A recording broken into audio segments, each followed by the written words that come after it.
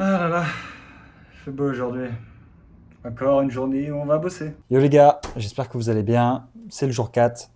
C'est le jour 4, c'est la moitié de la journée. Et en gros, hop. Pour faire simple, j'ai deux idées de niche. Donc ça, c'est cool. J'ai pas encore trouvé l'idée, mais j'ai des pistes d'idées. Et donc, je vais continuer à chercher dans ces niches-là.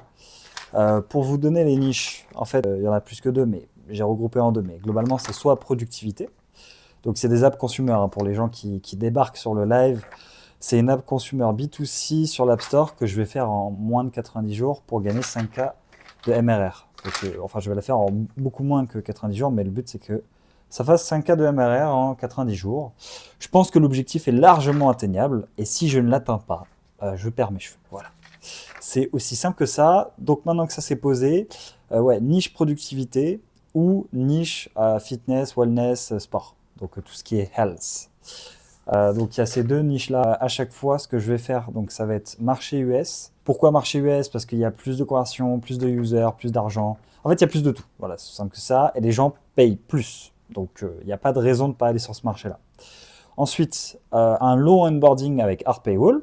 Ça, classique. Je verrai pour le trial.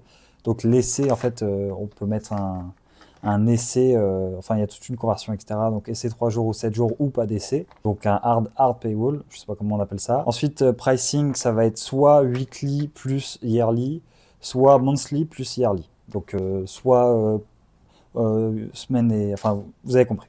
Ensuite, copycat avec angle différenciant. Donc en fait, il y a quelques angles différenciants qu'on peut avoir, notamment en récupérant les reviews et les mauvais commentaires, donc des features qui manquent, c'est trop cher, techniques de marketing qui sont abusifs, toutes ces choses-là. Il y a aussi ultra niché, donc aller dans un endroit et copier une application, mais ultra niché juste pour un type d'ICP, d'avatar client, voilà.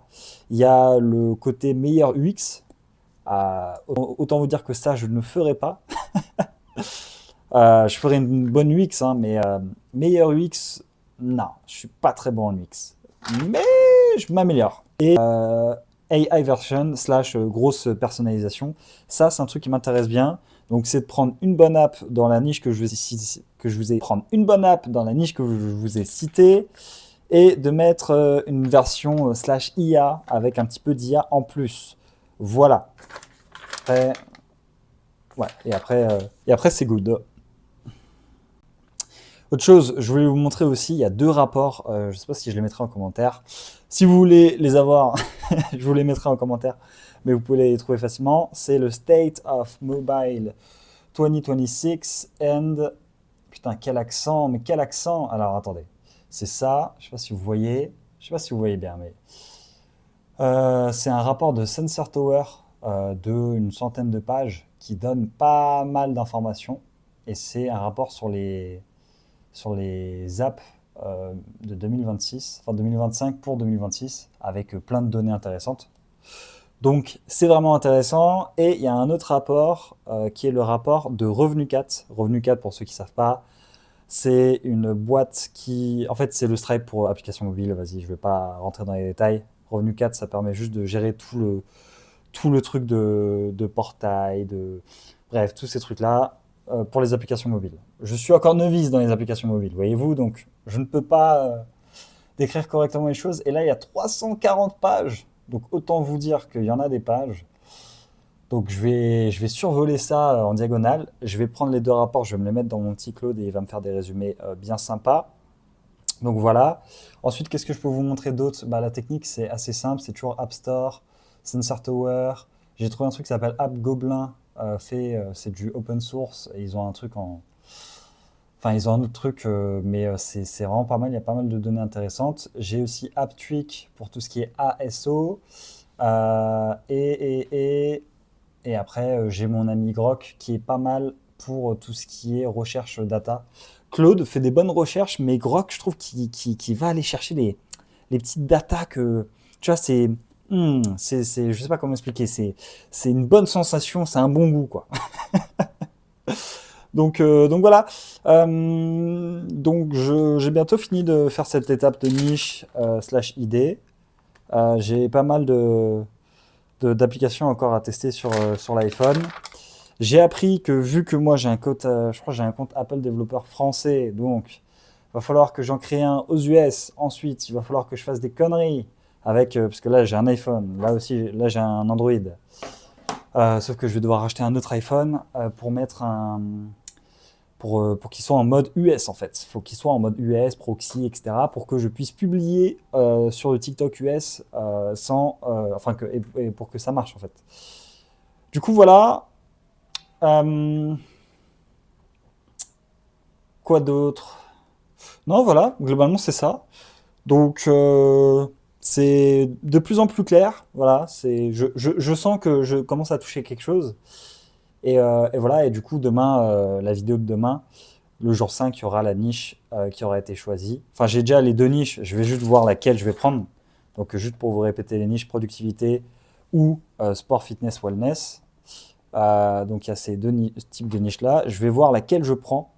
Et après, je vais trouver l'idée d'app et faire du copycat sur cette idée. Plus, je pense que je vais faire un mix de toutes les bonnes apps. Et voilà. Et je pense que ça va être parfait. Voilà. Moi, je vous ferai peut-être un récap ce soir. Peut-être pas. Je ne sais pas. Parce que j'ai pas mal de choses à faire. Et voilà, tout simplement. Si vous avez des questions dans les commentaires, dites-moi.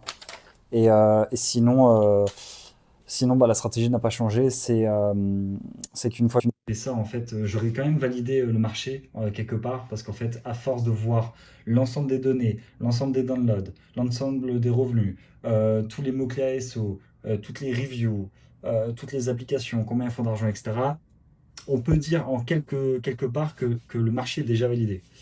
Donc, j'aurais pris le temps de faire tout ça. Et après, soit je m'amuse à balancer un peu d'ads pour de la whitelist, soit je développe direct et après je le mets sur le store et après je balance de l'ads. Sachant que de ce que j'ai compris, on peut en faire sur Meta évidemment, on peut en faire sur TikTok évidemment, mais c'est pas pareil.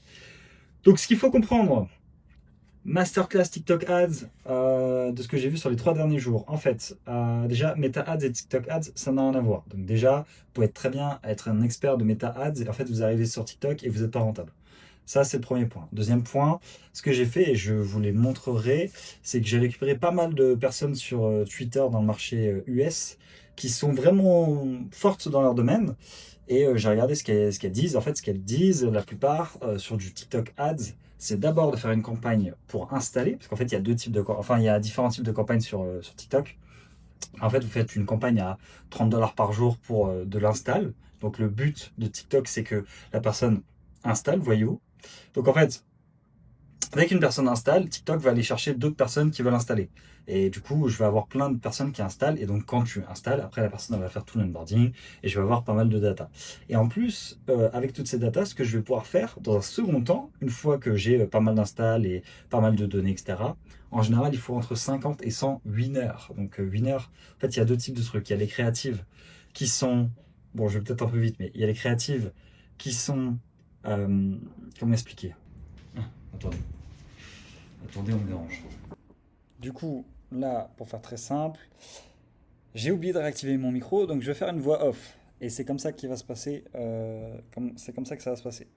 Mais pour faire simple, globalement, ce que je disais, c'est que j'ai mes deux niches et que, bah, en fait, j'ai pas mal d'idées dans ces niches-là et que demain, j'aurai ma niche et sans doute mon idée, sachant que il y a des idées où c'est des mecs qui, globalement, ce qu'ils font, c'est qu'ils prennent. En fait, ils font des stratégies sur TikTok de fou furieux. Et ça a l'air extrêmement, extrêmement intéressant. Parce que, en fait, je veux faire la même chose. J'ai à peu près le même profil. Donc, autant faire la même chose. Ils font des stratégies de growth sur TikTok en organique qui est pas mal.